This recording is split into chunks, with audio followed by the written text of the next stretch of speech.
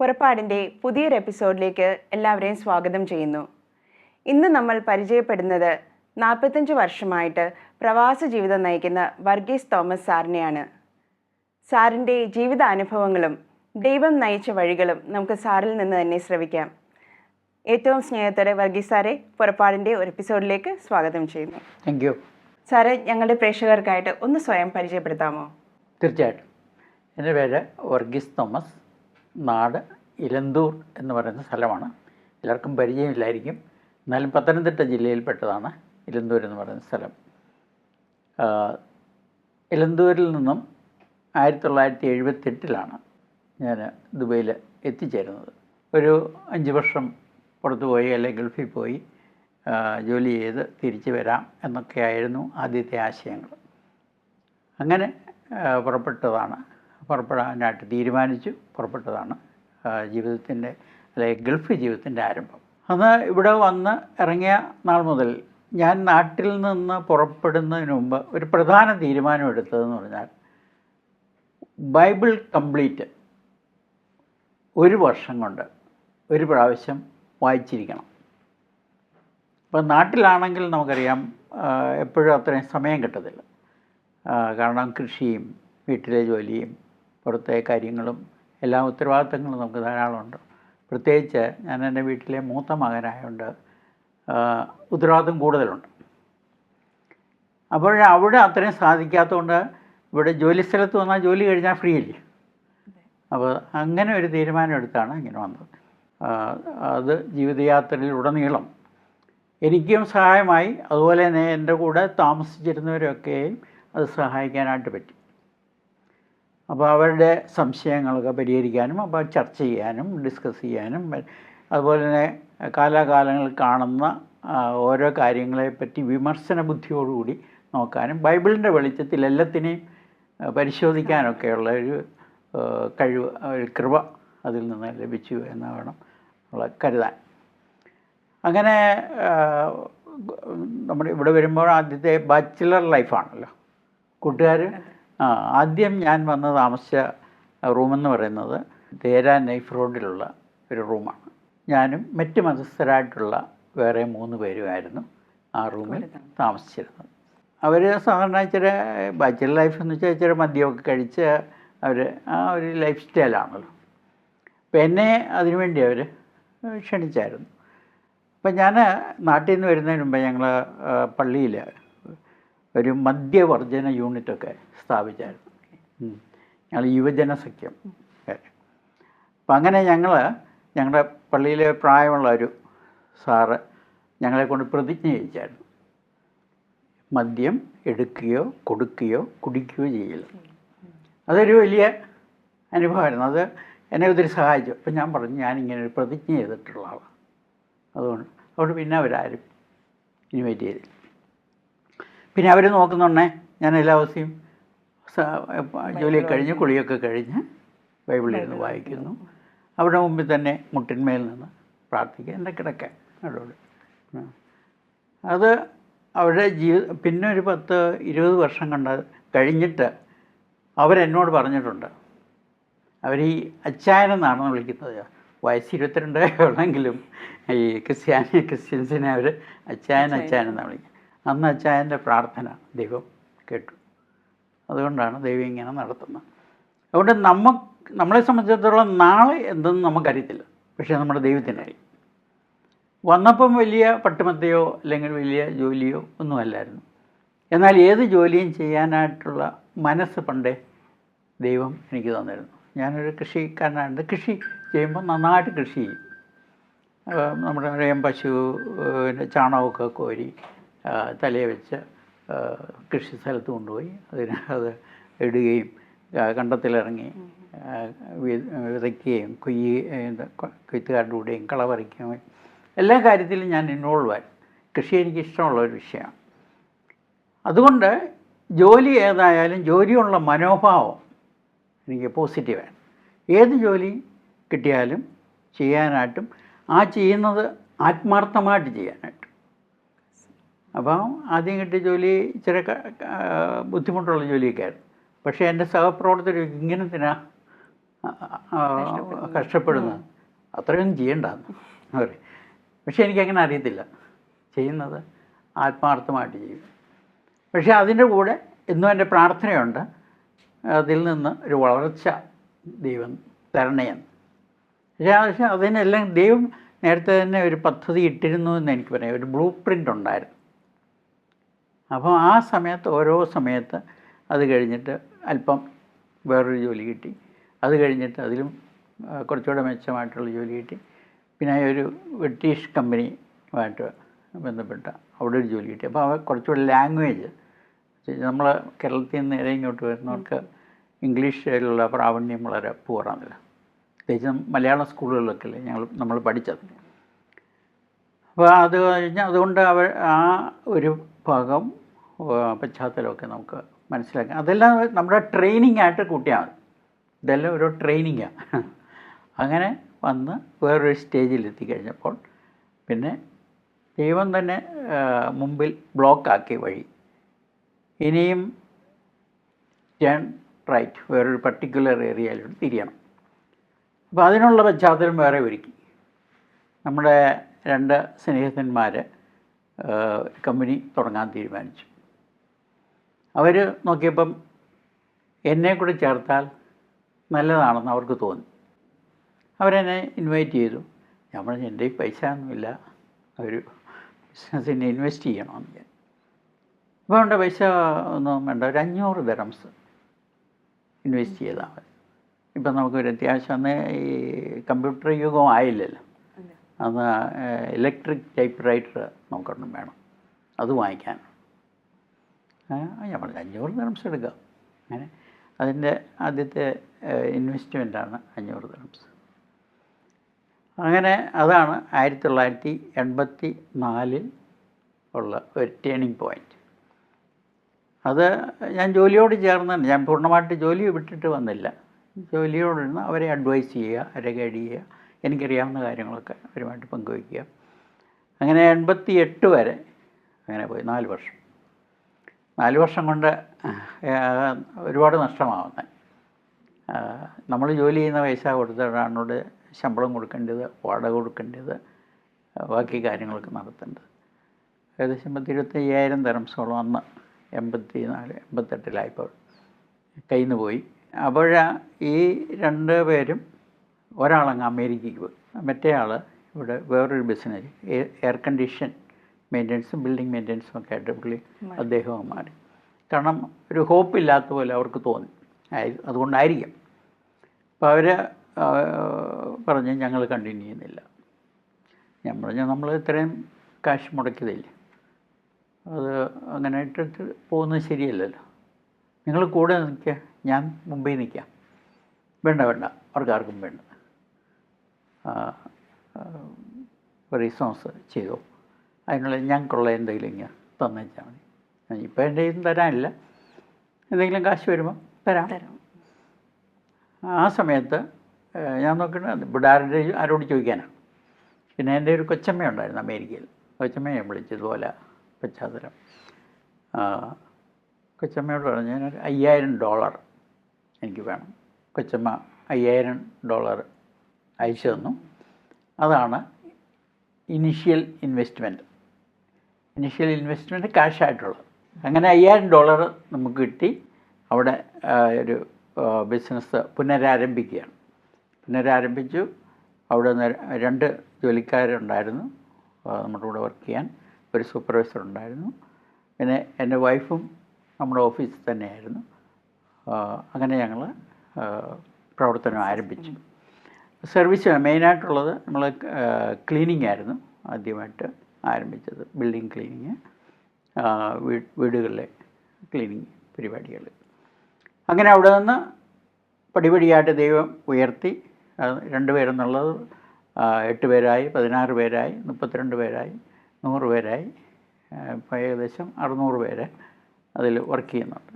അത് 600 പേരായിട്ടിപ്പം ഏകദേശം ഒരു 10 വർഷത്തോളമായിട്ട് ഈ 600 പേരെ നിൽക്കുക. ഇപ്പോൾ എത്ര പേരുണ്ടോ അത്രയും പേർക്കുള്ള പണി ഉണ്ടായിരിക്കും.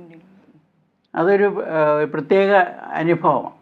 ഡെയിലി ഇസ്രായേൽ മക്കൾക്ക് മന്ന കൊടുത്തെന്ന് പറഞ്ഞ പോലെ എത്ര പേരുണ്ടോ അവർക്കെല്ലാം ഇടങ്ങഴി മന്നാവിധമാണ് കിട്ടി. കൂടുതലുമില്ല കുറവുമില്ല. എന്നാൽ കൂടുതൽ എടുക്കരുതെന്ന് പറഞ്ഞായിരുന്നു. ആരോ ചിലർ കുറച്ച് കൂടുതൽ പറക്കി, പക്ഷേ അവർക്കും കൂടുതൽ കിട്ടിയില്ല. അതേപോലെ ഒരു ജീവിതാനുഭവമാണ് നമുക്ക്. എത്ര പേരുണ്ടോ അവർക്കുള്ള ജോലി കിട്ടും.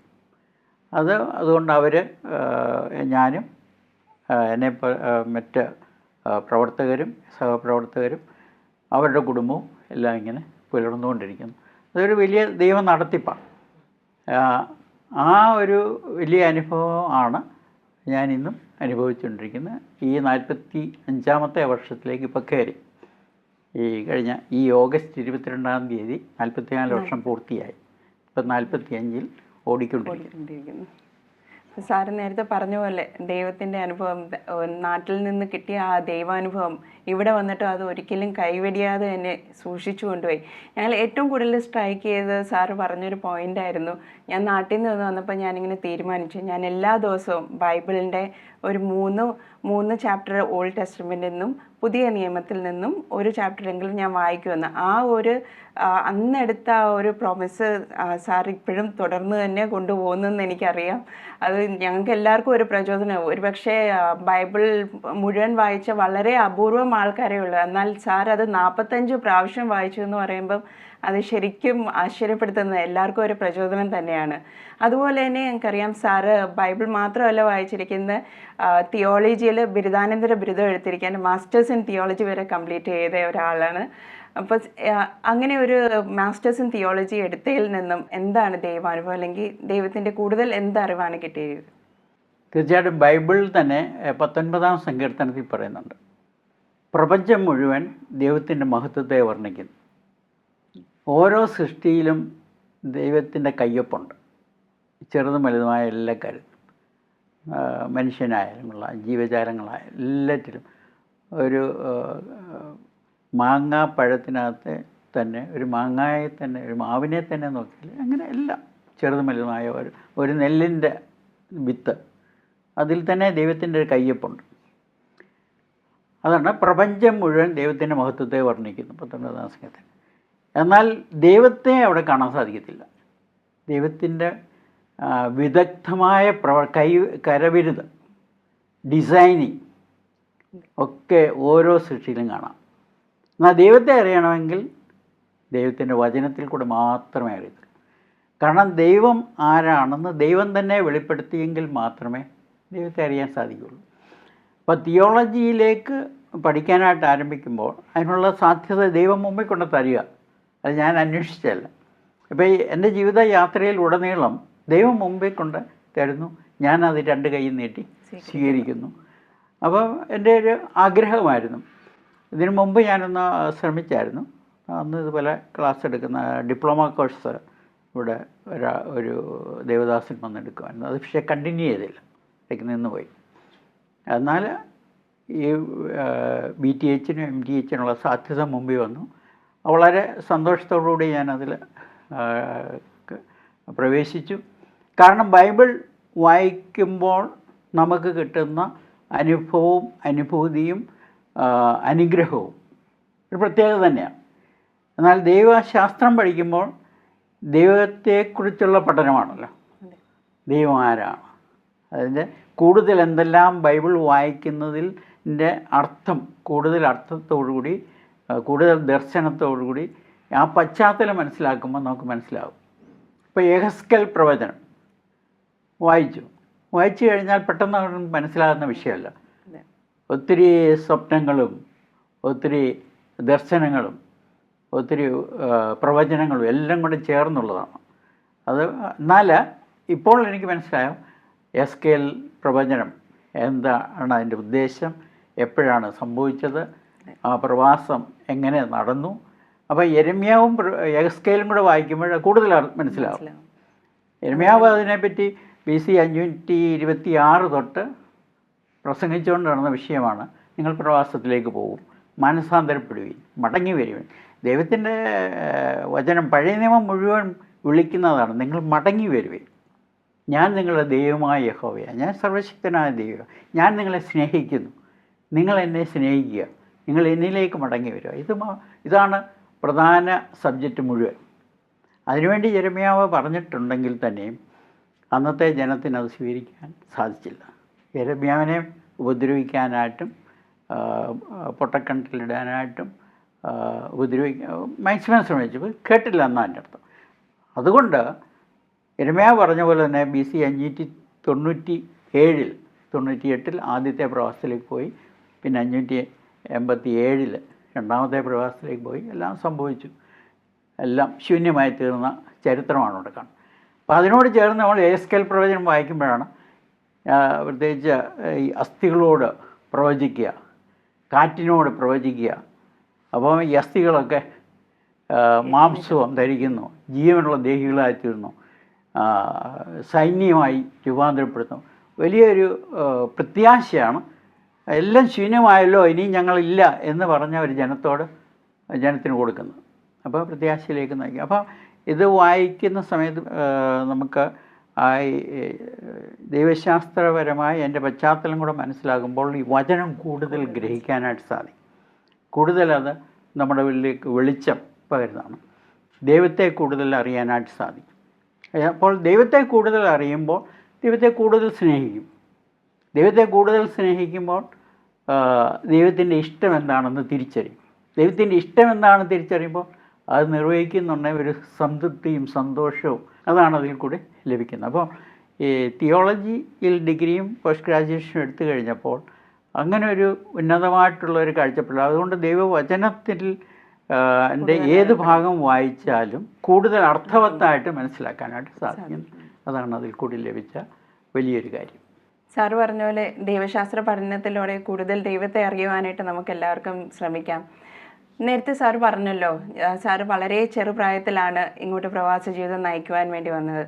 ഇപ്പോഴും അനേകം യുവാക്കൾ ഇങ്ങോട്ട് വരുന്നുണ്ട്, പ്രവാസ ജീവിതത്തിലേക്ക് വരുന്നുണ്ട്. അവർക്ക് എന്ത് സന്ദേശമാണ് സാറിന് നൽകാനുള്ളത്? ആധുനിക കാലത്ത് ലോകം ചെറുതായിക്കൊണ്ടിരിക്കുകയാണ്. ഇന്നത്തെ യുവജനങ്ങൾ ലോകത്തിൻ്റെ എല്ലാ ഭാഗത്തേക്കും ചേക്കേറുന്നു, നല്ല നല്ല ഭാവി ഉദ്ദേശിച്ചാണ് പോകുന്നത്. അപ്പോൾ അവർക്കുള്ള സന്ദേശം, അവർക്കുള്ള അഡ്വൈസ് എന്ന് പറയുന്നത് ദൈവ സാന്നിധ്യ ബോധം നഷ്ടപ്പെടാതെ സൂക്ഷിക്കുക എന്നുള്ളത്. യേശു പൈതലിൻ്റെ വളർച്ചയുടെ കാര്യം അവിടെ രേഖപ്പെടുത്തിയിരുന്നത് ഇപ്രകാരമാണ്: പൈതൽ വളർന്നു, ജ്ഞാനം നിറഞ്ഞു, ആത്മാവിൽ ബലപ്പെട്ടു, ദൈവകൃപയും അവന്മേലുണ്ടായിരുന്നു. അപ്പോൾ ശരീരം, മനസ്സ്, ആത്മാവ്, ഈ മൂന്നിൻ്റെയും വളർച്ചയാണ് പൂർണ്ണ മനുഷ്യൻ്റെ വളർച്ച. ഈ മൂന്ന് വളർച്ചയുടെ മേളിൽ തണലായിട്ടാണ് ദൈവകൃപ. അത് ദൈവം ദാനമായി നൽകുന്ന, അതാണ് ദൈവ സാന്നിധ്യബോധം. അത്യുന്നതൻ്റെ മറവിൽ വസിക്കുക, അതൊരു വലിയ ഭാഗ്യമായിട്ടുള്ളൊരു അനുഭവമാണ്. അപ്പം നമ്മളാരും ഏകരല്ല, ഒറ്റയ്ക്ക് നമ്മൾ ഒരിക്കലും ഇരിക്കുന്നില്ല. നമ്മൾ എവിടെയായിരുന്നാലും ദൈവത്തോട് കൂടെയാണ്. അപ്പം ദൈവത്തോട് ചേർന്ന് നടക്കുന്ന പ്രവർത്തനം. അപ്പോൾ അങ്ങനെയുള്ള പ്രവർത്തനത്തിലും ജീവിതാനുഭവത്തിലും ആ ചിന്തയിലും നമ്മുടെ വഴികളും നമ്മുടെ പ്രവർത്തനങ്ങളും നമ്മുടെ എല്ലാ വ്യാപാര മേഖലകളും സത്യസന്ധമായിരിക്കും, നീതിപൂർവമായിരിക്കും, ന്യായമായിട്ടുള്ളതായിരിക്കും. ഒരനീതിയും അവിടെ പറ്റത്തില്ല. കാരണം ദൈവത്തിൻ്റെ സന്നിധിയിലാണ് ഞാൻ സംസാരിക്കുന്നത്, ഞാൻ ഇടപെടുന്നത്, ഞാൻ തീരുമാനങ്ങൾ എടുക്കുന്നത്, എല്ലാം ദൈവത്തോട് ചേർന്ന്. അപ്പം നമുക്ക് എന്തെങ്കിലും സംശയമുണ്ടെങ്കിൽ ദൈവത്തോട് ചോദിക്കാമല്ലോ, കൂടിയിരിക്കുകയല്ലേ. അപ്പോൾ നല്ല നല്ല തീരുമാനങ്ങൾ എടുക്കാൻ നമുക്ക് സാധിക്കും. പിന്നെ നമുക്ക് മനുഷ്യനെ സംബന്ധിച്ചിടത്തോളം ഇന്നെന്നുള്ള ഒരു ഈ അവർ, ഈ മിനിറ്റ് മാത്രമേ നമുക്കറിയത്തുള്ളൂ. നാളെ എന്ന് പറയുന്നത് ദൈവത്തിൻ്റെ കയ്യിലാണ്. അപ്പോൾ ദൈവത്തോട് കൂടെ നമുക്ക് ധൈര്യമായിട്ട് യാത്ര ചെയ്യാം. നാളെക്കുറിച്ച് നമ്മൾ ഭയപ്പെടണ്ട. അതുകൊണ്ടാണ് കർത്താവ് പറഞ്ഞത്, നിങ്ങളൊന്നിനെക്കുറിച്ചും വിചാരപ്പെടരുത്. Don't worry about anything. നിങ്ങൾ വറി ചെയ്യുന്നതുകൊണ്ട് നീളം കൂട്ടാനോ കുറയ്ക്കാനോ ഒന്നും സാധിക്കത്തില്ല. പിന്നെ എന്തിനാ വറി ചെയ്യുന്നത്? എന്നാൽ ഇന്ന് മനുഷ്യൻ മുഴുവൻ വറിയ, ഭാരമാണ്, പ്രശ്നങ്ങളാണ്. എൻ്റെ ആവശ്യമില്ല. എന്തു വന്നാലും അതിനെ നേരിടാൻ നമ്മളെ ശക്തരാക്കുന്നതാണ് ദൈവ സാന്നിധ്യ ബോധം. ആ അത്യുന്നതിൻ്റെ ആ ദൈവകൃപയിൽ നിലനിൽക്കുക എന്നുള്ളത്. അതുകൊണ്ട് ലോകം മുഴുവൻ ദൈവത്തിൻ്റെയാണ്. ദൈവത്തിൻ്റെ സാന്നിധ്യം ലോകത്തിൻ്റെ എല്ലായിടത്തുമുണ്ട്. ആ സാന്നിധ്യത്തിൻ്റെ അല്ലാതെ ഒരു മനുഷ്യന് ജീവിതമില്ല. അതുകൊണ്ട് ദൈവത്തിൻ്റെ അടിമയായി മുട്ടുകൾ അവൻ്റെ സനയിൽ മടക്കിയാൽ മറ്റാരുടെയും മുമ്പിൽ മുട്ടുകൾ മടക്കേണ്ടി വരത്തില്ല. അത് വലിയ സത്യമാണ്. അല്ലെങ്കിൽ പലരുടെയും മുമ്പിൽ മുട്ടുകൾ മടക്കും, എന്നിട്ടൊരു കാര്യമൊന്നുമല്ല. ചിലർ പണത്തിൻ്റെ മുമ്പിൽ മുട്ടുകൾ മടക്കി എന്തും ചെയ്യും. അഴിമതി, അക്രമം, കൈക്കൂലി, സ്വജനപക്ഷപാതം, അധികാര ദുർവിനിയോഗം, അധികാരത്തിന് വേണ്ടിയുള്ള പോരാട്ടം, രാഷ്ട്രീയ തന്ത്രങ്ങൾ, കുതന്ത്രങ്ങൾ, മറ്റുള്ളവരുമായി ഇതെന്തിനു വേണ്ടിയാണ്? ഒരു മനുഷ്യന് ജീവിക്കാനുള്ളത് ദൈവം കരുതിയിട്ടുണ്ട്. ഈ ഭൂമിയിലെ സ്വത്ത് നമ്മൾ പരിശോധിച്ചാൽ ഭൂമിയിലേക്ക് അതുണ്ടായ കാലം മുതൽ ഇതുവരെ ആരും ഒന്നും കൊണ്ടുവന്നിട്ടില്ല, ഇവിടെ തൊട്ട് കൊണ്ടുപോകത്തുമില്ല. എന്നാൽ ഒരു മനുഷ്യൻ്റെ ആയുസ് എന്ന് പറയുന്നത് 70, 80 അല്ലെ ചിലപ്പോൾ 100 വരെ എത്തിയെന്ന് വരാം. അതുവരെ ജീവിക്കാൻ പോരെ. ആ കാലഘട്ടത്തിൽ അവനുള്ള ഉത്തരവാദിത്തങ്ങൾ നിർവഹിക്കേണ്ട ആവശ്യമുണ്ട്. അതിനുവേണ്ടി ദൈവം നൽകുന്നതാണ് പണം, ദൈവം നൽകുന്നതാണ് സാഹചര്യം, ദൈവം നൽകുന്നതാണ് ഉത്തരവാദിത്തം. അത് ദൈവത്തോട് ചേർന്ന് നമ്മൾ ചെലവഴിക്കുകയും കൈകാര്യം ചെയ്യുമ്പോൾ എത്ര മനോഹരമായി തീരുമെന്നറിയാം. ജീവിതം തന്നെ മനോഹരമായി തീരും. അപ്പോൾ പിന്നെ ഒരു വറിയേയും ഭയപ്പെടേണ്ടതായിട്ടില്ല, ഒന്നും ചിന്തിക്കേണ്ടതായിട്ടില്ല. അങ്ങനെ യാത്ര സുഗമമായി തീരും. അതുകൊണ്ട് എല്ലാ യുവജനങ്ങളോടും എനിക്ക് പറയാനായിട്ടുള്ളത് ഇതാണ്: ദൈവത്തിൻ്റെ വിധേയപ്പെടുക, ദൈവത്തിൻ്റെ അടിമയായി സ്വയം സമർപ്പിക്കുക. അതാണ് സമർപ്പണം. ദൈവത്തിൻ്റെ മുമ്പിൽ മുട്ടുകൾ മടക്കുക. സർവശക്തനാണ് അവൻ, അവന് അസാധ്യമായിട്ടൊന്നുമില്ല. അതുകൊണ്ട് ആ ഒരു ജീവിത അനുഭവത്തിലൂടെ യാത്ര ചെയ്യുമ്പോൾ ജീവിതത്തിലെ എല്ലാ പ്രതിസന്ധികളെയും നേരിടുവാനും ഈ ലോകത്തിൽ ജീവിക്കുമ്പോൾ തന്നെ നിത്യതയെക്കുറിച്ച് ചിന്തിക്കാനും ഒരുങ്ങി യാത്ര ചെയ്യാനും സാധിക്കും. അതിന് എല്ലാവർക്കും സാധിക്കട്ടെ എന്ന് ഞാൻ പ്രാർത്ഥിക്കുന്നു, ആശംസിക്കുന്നു. ഒത്തിരി നന്ദി വർഗീസ് സാറെ, അങ്ങയുടെ ജീവിതാനുഭവങ്ങൾ ഞങ്ങളുമായിട്ട് പങ്കുവച്ചതിൽ. വർഗീസ് സാറിൻ്റെ ജീവിതാനുഭവങ്ങൾ എല്ലാവർക്കും ഒരു മാതൃകയായിരിക്കട്ടെ, ഒരു പ്രചോദനമായിരിക്കട്ടെ. വർഗീസ് സാർ പറഞ്ഞ പോലെ നാട്ടിൽ നിന്ന് വന്നപ്പോൾ ആ യുവത്വത്തിൽ നിന്ന് വന്നതാണ്, എന്നാലും കിട്ടിയ ദൈവാനുഭവം ഒരിക്കലും ഞാൻ ഉപേക്ഷിക്കില്ല, ദൈവത്തിൻ്റെ കൂടെ തന്നെ ഞാൻ സഞ്ചരിക്കും എന്ന ആ ദൃഢമായി എടുത്ത ആ നിശ്ചയത്തിലൂടെ മുന്നോട്ട് പോയി ദൈവവചനത്തിൽ കൂടുതൽ ആഴപ്പെടാനായിട്ട് ശ്രമിച്ചു, ദൈവശാസ്ത്രം പഠിച്ചു. ഈ ഒരു ജീവിതം നമുക്ക് എല്ലാവർക്കും പ്രചോദനമാകട്ടെ എന്ന് എല്ലാവർക്കും ആശംസിക്കുന്നു. അടുത്തൊരു എപ്പിസോഡിൽ കാണുന്നത് വരെ പ്രാർത്ഥനയോടെ ആയിരിക്കാം.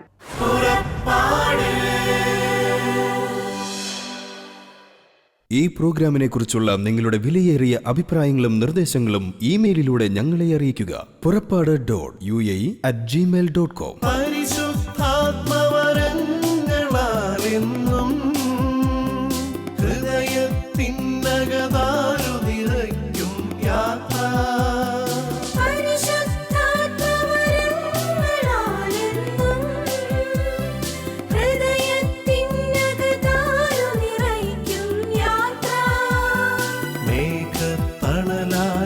അഗ്നിനാള